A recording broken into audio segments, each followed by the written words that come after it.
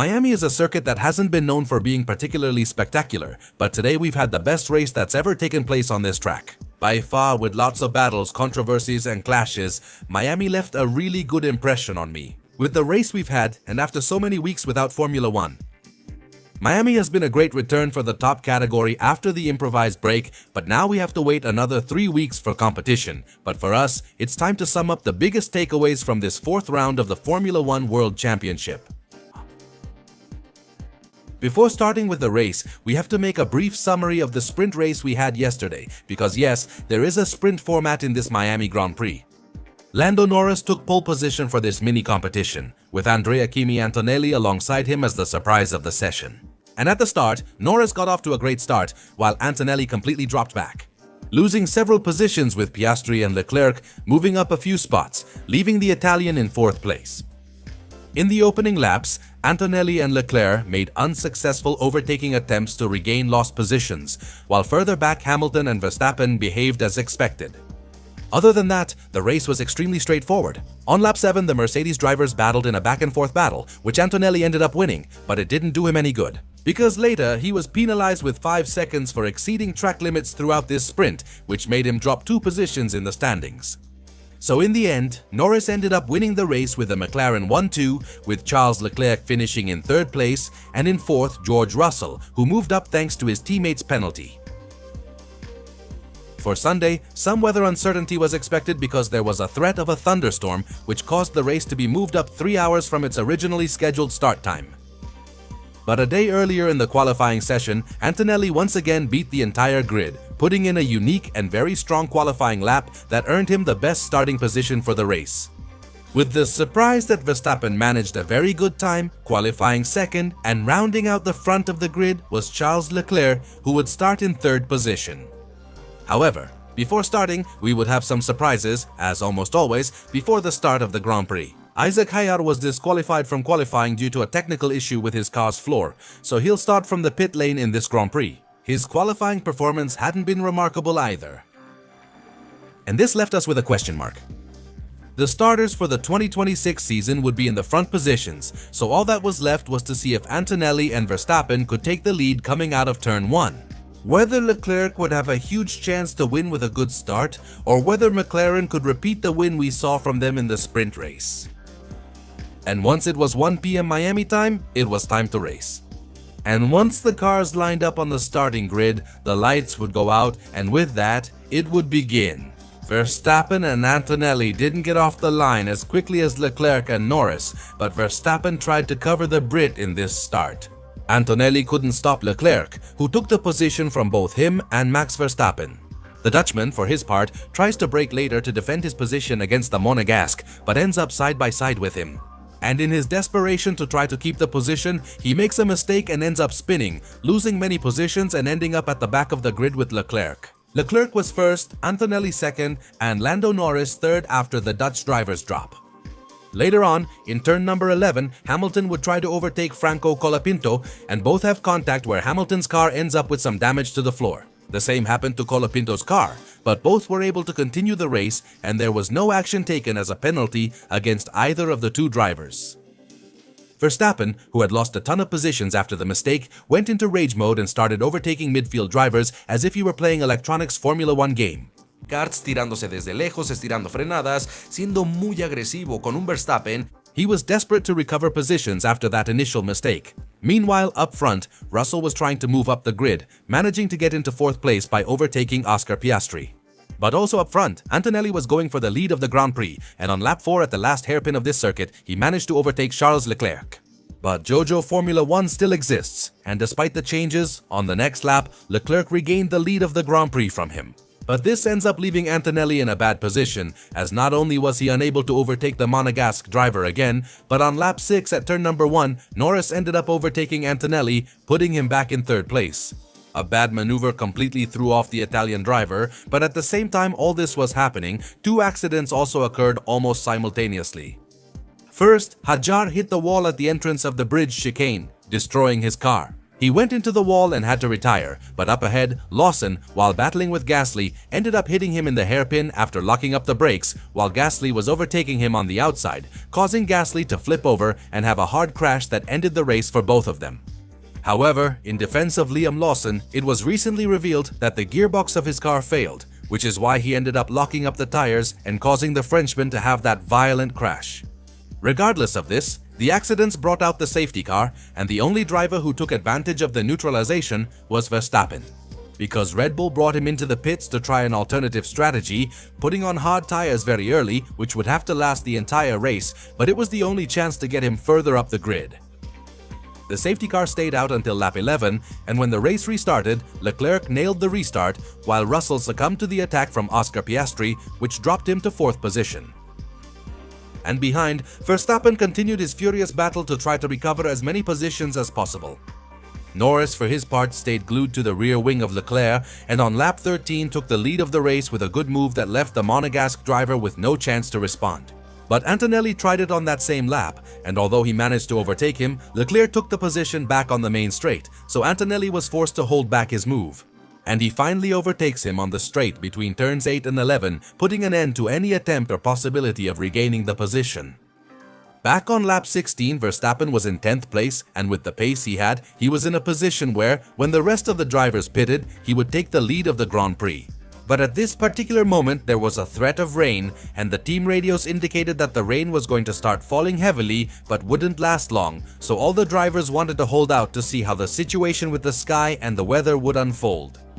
However, the promised rain simply wasn't coming, and the teams started to stick to their different strategic plans. So Russell comes into the pits on lap 21 looking for the strategic undercut, and this forces Ferrari to bring Leclerc into the pits, who stops on lap 22. But the strategy goes terribly wrong for him, as he ends up losing position to the British driver and to Max Verstappen. On top of that, he ends up getting stuck in traffic and sees how Norris, Antonelli, and Piastri would end up staying out on track during these laps when he pitted.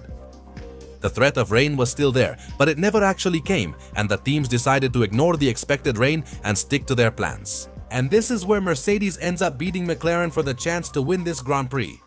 Because they bring Antonelli into the pits on lap 27 looking for the undercut, and this makes Norris and McLaren end up pitting a lap later. Although the virtual race lead was very close when leaving the pit lane, the McLaren driver lost 2nd place and track position to the Mercedes driver, both of which were critical for Max Verstappen's car. Why? To stay near the Italian driver, even as Antonelli reported multiple gearbox issues. Norris no tenía una clara oportunidad de adelantarle, y se sintió que una vez they lost their track position and their chances of winning disappeared instantly. But by this point, Verstappen was leading the Grand Prix, but with extremely worn tires, so Antonelli and Norris quickly caught up to the Dutchman's rear wing, and on lap 29, Antonelli overtook him to take the lead of the Grand race, with Max losing some time, although he eventually manages to pass him on that same lap, placing himself in 2nd at that moment. At this point, Verstappen, although he tried to defend his position, simply saw that with his worn tires, the pace of the two drivers ahead was practically unreachable, so he just stayed on track, realizing there was no way to catch his rivals on pace anymore. Further back on the grid, Leclerc had not lost sight of Russell and managed to overtake him on lap 31 to move into 4th position, pushing the British driver even further down the grid. And from this moment on, the race settled down a lot, since Norris couldn't get past Antonelli and Verstappen was slowly being hunted down by Leclerc, who wanted to try to catch that last spot on the podium. But the action at this point was pretty minimal. Until lap 46, when Leclerc closed in on Max Verstappen to challenge his podium spot. We had another intense exchange when Leclerc passed him on the main straight, but Max didn't just watch. He brilliantly takes back the position in the chicane of this circuit, but in the end, he once again ends up defenseless and is overtaken by Leclerc on the straight heading to turn number 11. But these maneuvers not only drained the battery of the Dutch driver, but also overheated his tires, and he ended up exposed to an attack from Oscar Piastri, who also overtook him on lap 49. At this particular point, at least the battle for the lead was practically settled. Antonelli had already pulled away from Norris, but there were still two decisive battles left. Piastri managed to catch up to Charles Leclerc, while Russell caught up to Max Verstappen. And these last two went all out on the track, to the point that even during the overtaking attempts, they ended up touching, damaging George Russell's front wing. But in the end, the British driver managed to complete the overtake on lap 56, while Piastri overtook Charles Leclerc on the last lap of the race. But is this really the exact point where the madness of the final lap begins? Because Leclerc made a very serious mistake in turn number 3, over-accelerating while trying to keep up with Piastri, and ended up losing control of the car and slightly hitting the wall. And even though he could continue, the car had significant damage that made it impossible for him to turn properly in the corners, so he had no choice but to cut as many corners as he could, in an effort to maintain his position and not lose it to Russell and Verstappen. But in the end, those two caught up to his rear wing, and in the last corner, Russell overtook him, but he moved under braking. Leclerc ends up touching him, damaging his car even more, but Russell manages to complete the overtake and Verstappen finishes the job, overtaking him and dropping him further in the standings. A mistake that cost the Monegasque driver everything, and he was investigated for everything he did on that final lap of the race. But on that same lap, Antonelli managed to cross the finish line first and achieve another victory this season to further strengthen his lead in the World Drivers' standings. A third straight win, and his third of the season, for an Antonelli who is on fire. He manages to have a brilliant race with a good pace, doesn't make the same mistakes as in the sprint, and with the help of Mercedes' strategy, he shines on a weekend where his teammate has been completely lost. The rest of the top 10 of the Miami Grand Prix would finish as follows. Second place for Norris, who has a fantastic race. Third place for Piastri, giving McLaren a double podium. Fourth place for George Russell after a very subdued race. Fifth place for Max Verstappen, who recovers after the mistake at the start. Sixth place for Lewis Hamilton, who inherits the position from Charles Leclerc, but it's a lackluster weekend for the British driver. Seventh place for Franco Colapinto, in a weekend where he achieves his best result in Formula 1. Eighth place for Charles Leclerc, who ends up being penalized 20 seconds for the constant track limits violations he made on that last lap. Ninth place for Carlos Sainz, and, closing the top 10, Alex Albon, completing the double points finish for the Williams team in this Grand Prix. I think we've undoubtedly seen the best race of the season. The changes Formula 1 made seem to be working, and we've seen less artificiality, but also battles and duels on a track that usually doesn't provide much of this kind of spectacle. Honestly, I liked what we saw today in Miami, and that's why my rating will be a 9. Very good race. We've had everything. Battles, controversy, a fight for the lead, and hopefully this will be the trend for the rest of the championship. But for now, I'm pleasantly satisfied with the show and with the changes Formula 1 has made in these last few weeks. My drivers of the day are Lando Norris, who had a great race and could have won if it hadn't been for Mercedes' undercut. Franco Colapinto, who, despite the damage, held on and matched his best finish at the end of a Grand Prix. And Antonelli, who, in a Grand Prix where his teammate disappeared, shone again to extend the gap in the standings. And my disappointment of the day has been Russell again, because the beating Antonelli gave him today, and not just today but throughout the whole weekend, has been absolutely brutal. Russell is neither being consistent nor lucky, and today he didn't have any pace either, which should be quite worrying for the British driver. Given the incredible form his teammate is in, he needs to wake up quickly. Well, the pressure is completely on his side, especially with Antonelli, who keeps getting better this season in particular.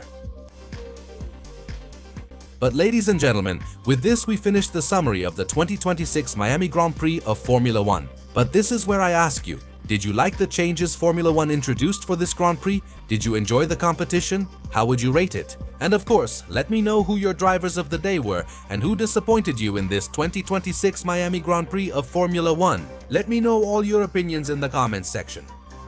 With nothing more to say, I say goodbye by telling you that if you liked this video, give us a thumbs up, subscribe to this channel, turn on notifications so you know when I'm uploading a new video, and share this with your friends.